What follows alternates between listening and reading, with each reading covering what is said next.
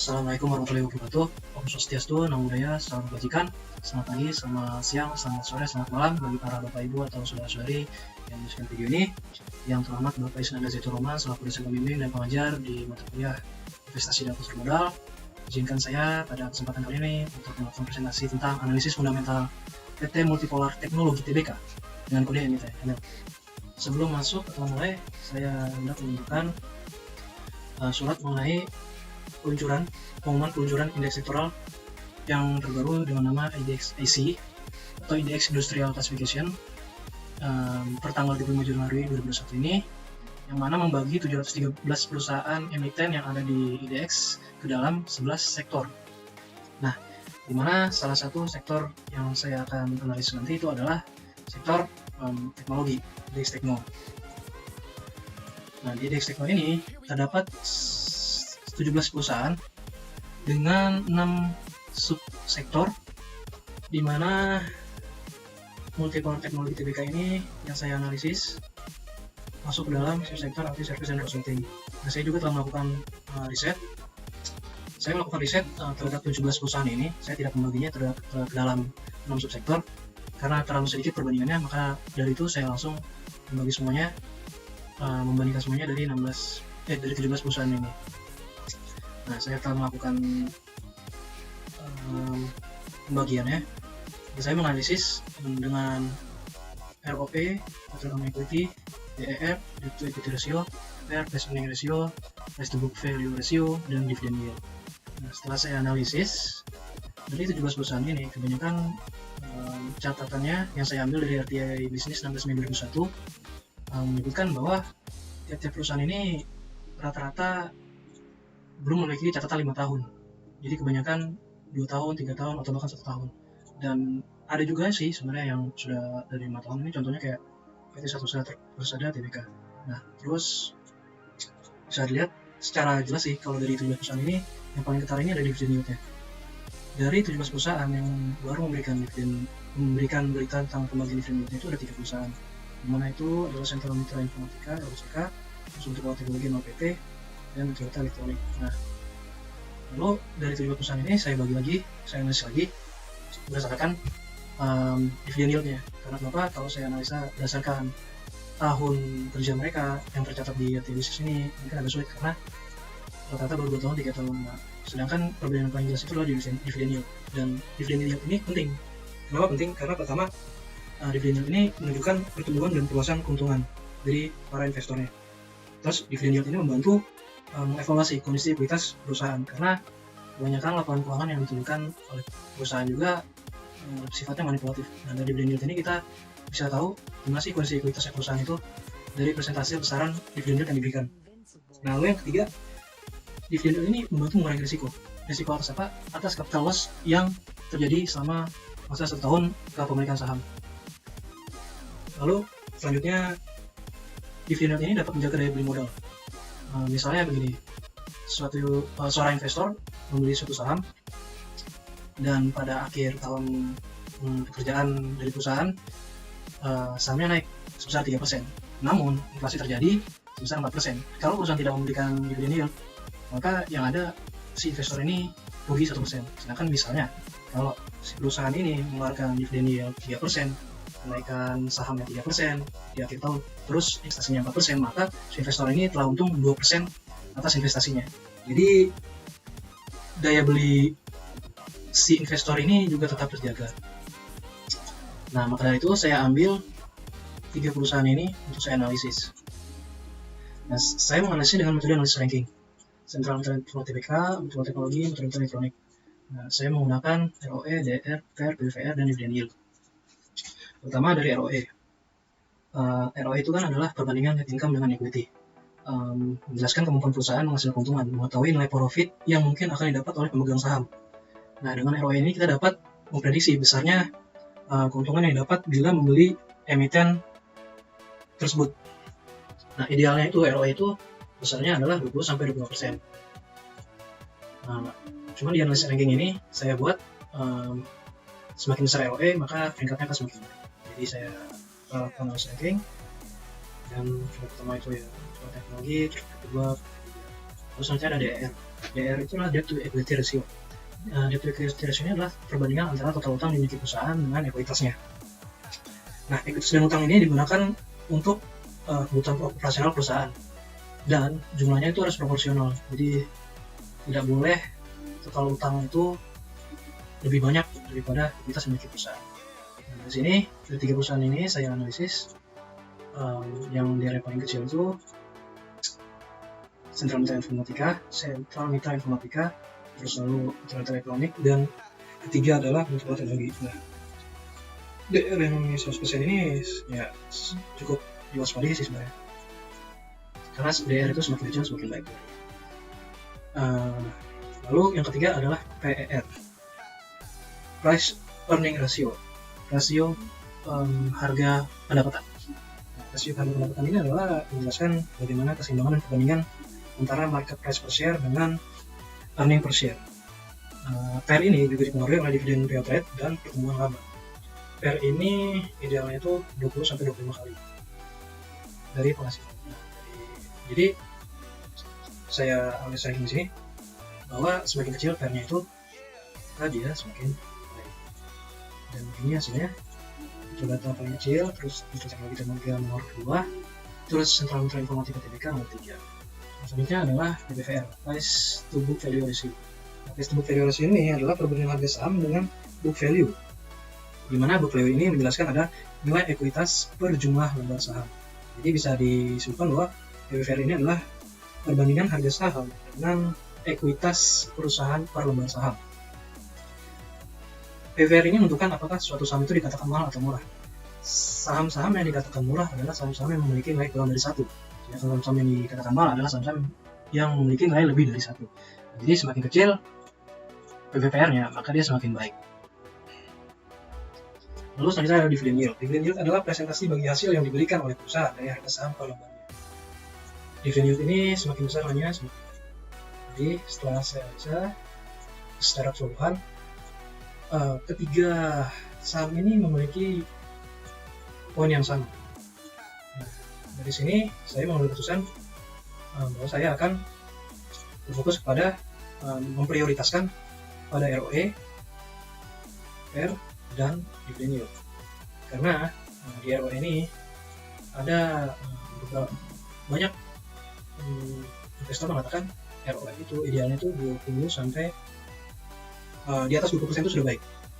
Lalu di PER ini dikatakan 20 sampai 25 kali lipat itu adalah status yang ideal bagi suatu perusahaan, dan dividend yield itu adalah semakin besar semakin baik. Nah, dari ROE ini dengan nilai ideal lebih dari 20%, maka Multipolar Teknologi yang jadi pemenangnya. Nah, sedangkan dari PER ini memang dinyatakan bahwa kalau idealnya itu 20 sampai 25 kali. Jadi yang paling dekat itu adalah Multipolar Teknologi. Sedangkan PBVR sedangkan dividend yield semakin besar semakin baik. Yang paling besar itu adalah Multipolar Teknologi 6,3%. Sedangkan dari rasio DER dan PBVR saya anggap itu satu yang diabaikan. Karena apa? Dari poin rankingnya itu sama secara keseluruhan. Nah, mulai dari situ saya mulai melakukan analisis fundamental terhadap PT Multipolar Teknologi. Ya, ini masih bersifat subjektif sih, karena analisanya banyak yang bisa dianalisis, tidak hanya 5 domain saja. Cuman paling umum digunakan ya 5 ini, dan harusnya juga mengecek penelitian. Ya, langsung saja kita masuk ke presentasinya. Analisis fundamental MLPT, PT Multipolar Teknologi Tbk. Ya, pertama adalah profil Multipolar Teknologi. Multipolar Teknologi menyediakan rangkaian solusi dan layanan yang mengintegrasikan perangkat keras, sistem aplikasi, IT consulting, dan bisnis proses managed service untuk berbagai industri antara sektor perbankan, keuangan, telekomunikasi, publik, pemerintahan, serta komersial. Visinya menjadi penyedia jasa teknologi terbuka yang memberikan nilai berkesinambungan bagi para pemangku kepentingan dan hasil positif bagi kehidupan. Visinya menjadi mitra terpercaya melalui penyedia solusi yang terbaik, menyediakan sumber daya manusia yang berkualitas dan mengacu pada filosofi perusahaan guna menjamin pertumbuhan yang berkesinambungan. Lalu selanjutnya jasa dan layanan. Multipolar Teknologi Tbk ini menyediakan jasa end-to-end system integration, business process managed service, penyedia layanan pengoperasian dan pengelolaan data center, di mana pelanggannya itu adalah sebagian besar bank tempat, bank swasta terbuka dan lembaga keuangan lainnya, terus perusahaan telekomunikasi dan berbagai perusahaan besar lainnya.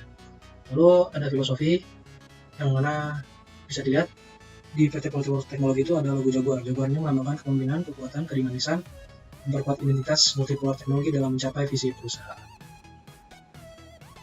Ya, lalu selanjutnya pemegang saham 87% saham Multipolar Teknologi ini adalah PT Multipolar Tbk dengan kode emiten MLPL. Jadi PT Multipolar Tbk ini adalah induk perusahaan dari PT Multipolar Teknologi Tbk. Ya. Jadi bisa digambarkan bahwa PT Multipolar Teknologi Tbk ini adalah anak perusahaan dari PT Multipolar Tbk. Nah, dan PT Multipolar Tbk ini adalah anak perusahaan dari Lipo Group. Ya, mungkin udah banyak yang tahu ya Lipo Group itu kayak perusahaan-perusahaan yang bangun Mekarta, terus Matahari, Hypermart, ya itu semua milik Lipo Group sih. Terus mall-mallnya juga banyak juga. Lalu kantor pusat LPT berkedudukan di Berita 1 Plaza, LT 7 Jalan Jenderal Gatot Subroto, Kampung 596, Jakarta, 1950 Indonesia. Nah, lalu ada anak usaha dari PT Multipolar Teknologi, yaitu PT Visionet Internasional dan PT Geraha Teknologi Nusantara. Nah, sejarah berdirinya. Jadi Multipolar Teknologi ini awalnya adalah PT Multipolar yang sebelumnya itu tadi menjelaskan sahamnya Multipolar Tbk. Nah, kalau kita runut dari awalnya, jadi tahun 1975 ini berdirinya PT Multipolar sebagai pengecer elektronik. Jadi Multipolar itu awalnya dari pengecer elektronik dulu. Lalu 1982 dia menjadi perusahaan pengelola PC dan pionir komputerisasi perbankan dan keuangan. 1986 generasi pertama IBM di Indonesia. IBM ini adalah perusahaan teknologi yang menyediakan perangkat-perangkat keras dan server-server untuk basis pengolahan data yang sifatnya yang cakupannya internasional bisa dibilang. Lalu 1989 perusahaan TI Indonesia pertama tercatat di BI dengan nama PT Multipolar Tbk atau MLPL. Nah, jadi Multipolar Tbk ini adalah induk atau awal dari Multipolar Teknologi. Itu nanti akan dibahas selanjutnya. 1990 sampai 1997 fokus pada layanan IT, sistem integration dan perusahaan TI pertama yang memperoleh sertifikasi ISO 9001 perangkat keras, perangkat lunak dan lain profesional. Lalu 28 Desember 2001 perusahaan dengan nama Netstar Indonesia didirikan. Nah, Netstar Indonesia ini adalah anak perusahaan dari PT Multipolar Tbk MLPL. Nah, nanti kelanjutannya penjelasannya tentang Netstar Indonesia. 2002 membentuk unit bisnis layanan IT consulting, 2006 memperkenalkan layanan IT outsourcing. Lalu 2007. Nah, di 2007 ini perusahaan yang Netstar Indonesia ini yang merupakan anak dari PT Multipolar Tbk tadi berganti nama ke Multipolar System dan kemudian berubah lagi menjadi Multipolar Teknologi. Nah, dari sini PT Multipolar Tbk mulai membagi fokus-fokus dari bidang usahanya, yang mana di fokus sektor teknologi yang awalnya dia kerjakan tadi dialihkan ke anak perusahaannya itu Multipolar Teknologi, dan dia juga merambah ke sektor-sektor lain kayak retail, terus properti, ya banyak lah karena dari grup juga. Nah, lalu pada bulan Februari 2009 Multipolar Teknologi memulai kegiatan komersial. 2010 pengembangan dari unit bisnis IT Group MLPL menjadi perusahaan dengan fokus di bidang TI. Lalu 2011 sampai 2012 fokus pada industri strategis dan mengembangkan kompetensi pasar baru. 2013, nah Multipolar Teknologi ini mulai IPO tercatat pada 8 Juli 2013. Pada sahamnya adalah MLPT. Nah, ini di sini adalah munculnya MLPT sebagai perusahaan terbuka, PT terbuka yang mengembangkan layanan baru yang berfokus pada layanan pengoperasian dan pengelolaan data center TR92 melalui GTN. Nah, GTN tadi itu adalah anak perusahaan si MLPT ini. Lalu 2014 semakin fokus sebagai penyedia dan pengelola teknologi informasi terbuka yang fokus pada layanan solusi dan jasa, menjadi pemimpin pasar dengan sistem integration dan mengembangkan peluang bisnis baru serta mempertahankan pertumbuhan profitabilitas yang berkelanjutan sampai sekarang. Itu dari sejarahnya. Nah, lalu selanjutnya adalah mitra strategis dan pelanggan utama. Nah, mitra strategis dari Multipolar Teknologi ini adalah, ya bisa dilihat ini perusahaan-perusahaan besar yang cukup dikenal di ini ya, Lenovo, Hewlett Packard Enterprise. Ini kalau teman-teman lihat ini adalah salah satu perusahaannya HP itu kalau bisa lihat untuk laptop ya. Terus Microsoft semua udah tahu. Oracle ini dari perusahaan teknologi milik IBM juga. Terus Cisco, Huawei, Dell, merek ya F5 dan IBM. Ini perusahaan-perusahaan besar yang menjadi mitra strategisnya dari Multipolar Teknologi. Lalu pelanggan utamanya itu siapa aja? Dari pelanggan utamanya Mandiri, BPJS Kesehatan, Telkom Indonesia, Hypermart, Matahari, BNI, Bank BRI, Mob TV. Nah, mungkin karena mitra dan pelanggan utamanya cukup banyak, jadi saya catatan di sini yang banyak dikenal orang saja, karena mitra dan pelanggan utama itu cukup banyak sih. Karena tadi jelasin juga di awal kan, pelanggan utamanya saja tuh bisa dari sektor perbankan, terus telekomunikasi, pemerintahan juga ada, terus mitra strategisnya juga ya cukup banyak sih. Lalu penghargaan yang diraih oleh PT Multipolar Teknologi bisa lihat top IT Consulting 2014, kategori top IT Solution pada acara Top IT dan Telco Award 2014 versi majalah iTech, terus Golden Circle Award 2015 oleh Virtus Teknologi Indonesia, terus Golden Circle Award 2015 oleh Blue Power Technology, terus IBM Choice Award kategori top strategi bisnis partner 2015, terus server partner hub HPE tahun 2015, terus Lenovo ECG System Integrator tahun 2015, terus the top 4 anugerah perusahaan TBK Indonesia tahun 2016 versi Economic Review, terus tahun 2016 IBM Business Partner Award lagi, terus itu kategori top technical vitality business partner, terus UI Enterprise Partner Excellence Award 2016, kategori Rising Star Partner of the Year, top Achiever 2016 oleh Blue Power Technology, Indonesia Most Innovative Business Award 2017, lalu 2019-nya Innovative Company in Providing Excellent End-to-End Solution and Service Informasi Teknologi. Nah, kebanyakan penghargaan ini yang diraih adalah penghargaan dari para mitra bisnisnya. Seperti yang teman-teman tadi ada Lenovo, terus HPE, terus IBM yang merupakan mitra bisnis sejak lama, dan beberapa penghargaan dari media-media ekonomi. Nah, dari situ, dari penjelasan tersebut, kita dapat menemukan alasan mengapa kita memilih MLPT. Pertama, MLPT ini adalah perusahaan teknologi yang telah menjadi pemimpin dan terpercaya sebagai sistem integrator terkemuka karena telah berdiri sejak 1975. Lalu perusahaan yang sangat berpengalaman di berbagai proyek besar dan kompleks, dan metodologinya dipercaya karena diperkuat dengan sertifikasi sertifikat ISO 9001 tadi dijelaskan di sejarahnya tahun 2015 dan sertifikat SMK 3. Nah, lalu selanjutnya adalah basis pelanggan yang kuat dari berbagai perusahaan besar dari sektor finansial, komunikasi, kesehatan, minyak, dan gas, sektor manufaktur. Tadi udah bisa dilihat tadi pelanggan-pelanggannya itu ya cukup ya perusahaan-perusahaan besar yang banyak dikenal orang. Lalu juga mitra penyedia teknologinya pas dunia, karena tadi ada IBM, Cisco, F5, HPE, Microsoft, NCR, dan Oracle. Itu menjadi alasan kuat kenapa kita boleh atau mau memilih MLPT. Nah, lalu ada analis pemegang sahamnya. Ini sumbernya RTA Business 18 Mei 2021.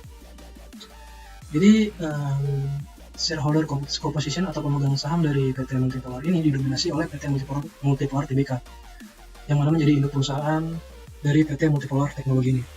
Lalu ada PT First Media Tbk. Nah, First Media Tbk ini adalah anak perusahaan dari PT Multipolar, kalau nggak salah ya. Karena dia tergabung dalam Lipo Group juga.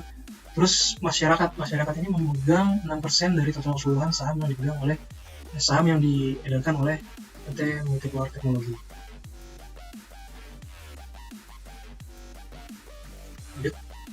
Lalu ada jajaran MLPT, Board of Commissioner, efektif sejak tanggal 4 Mei 2021, di mana Presiden Komisarisnya adalah Rian Suherman, Komisarisnya Jeffrey Kuswosono, Divi Setiadi Mukhtar, Presiden Direkturnya Wahyudi Chandra, Direkturnya Hamyunta, Suyanto Halim, Yogi Adison, Yohan Gunawan, Herianto, Ivan Sutanto.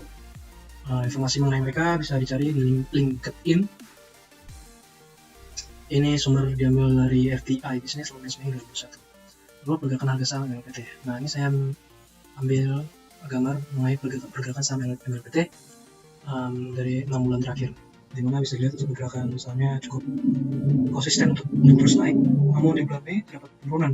Tapi yang jadi patokan sini tanggal 10 Mei kemarin tuh sahamnya MLPT ini sempat mencapai titik tertingginya semenjak dia melantai di bursa saham. Itu ada di sekitar harga 1970 atau 80. Itu tanggal 10 Mei kemarin, dan itu merupakan titik tertinggi dari pergerakan harga saham yang ada di MLPT.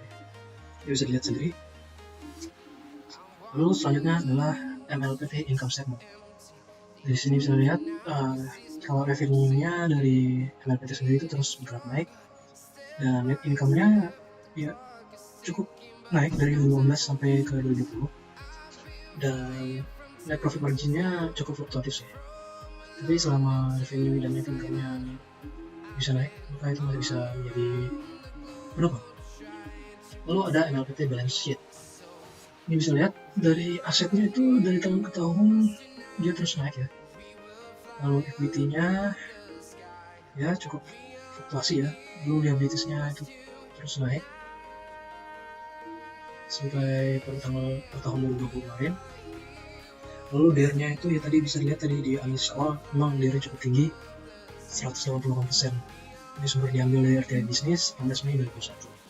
Nah, lalu berita-berita apa saja yang muncul di media mengenai multipolar teknologi? Ya, di sini bisa lihat kalau tanggal 25 November 2020 kemarin multipolar teknologi menunjukkan platform digital namanya Synergy. Ini Synergy ini namanya. Lalu pada tanggal 25 Februari 2021 nih berbuat rekaman jaringan dengan Cisco Umbrella, jadi multipolar teknologi coba menawarkan kepada para pelanggannya untuk memperkuat jaringannya dengan Cisco Umbrella, kita bisa units. Terus multipolar teknologi pada tanggal 20 Maret 2021 kemarin juga menawarkan solusi analisa risiko kredit lewat IBM atau PAK. Ini modelnya nih. Nah, dari sini kita tahu bahwa IBM itu tetap atau terus aktif untuk berinovasi, dan mereka terus mencari cara-cara untuk menawarkan solusi-solusi terbaik bagi para pelanggan-pelanggannya. Ini juga jadi informasi yang positif bagi para pemegang saham sendiri, karena multipolar teknologi punya komitmennya. Nah, yang terakhir adalah berita tentang multipolar teknologi yang akan menebar dividen sebesar 19,3 miliar. Kita bisa lihat di awal tadi dividennya itu sebesar 6,73 tadi, 5,3 tadi. Ya, nah ini juga menjadi suatu informasi positif juga bagi para pemegang saham ini, karena dengan adanya perusahaan yang memberi dividen ini, investor bisa melihat bahwa sesungguhnya perusahaan itu punya komitmen atau tanggung jawab atas para stakeholdernya atau para pemegang saham atau shareholdernya, sehingga para investor juga percaya pada perusahaan ini. Nah, cuman itu pada akhirnya juga akan bergantung kembali kepada keputusan para investor juga, bagaimana mereka melihat suatu perusahaan dan bagaimana mereka menganalisisnya, baik itu analisis teknikal, fundamental, dan lainnya. Jadi intinya demikianlah analisis saya mengenai analisis fundamental dari perusahaan MLPT. Mohon maaf bila ada kekurangan, kesalahan, dan kelemahan. Mohon dimaafkan. Terima kasih atas kesempatan yang diberikan. Wassalamualaikum warahmatullahi wabarakatuh. Om Swastiastu, Namo Buddhaya, Salam Kebajikan. Sampai bertemu pada lain kesempatan.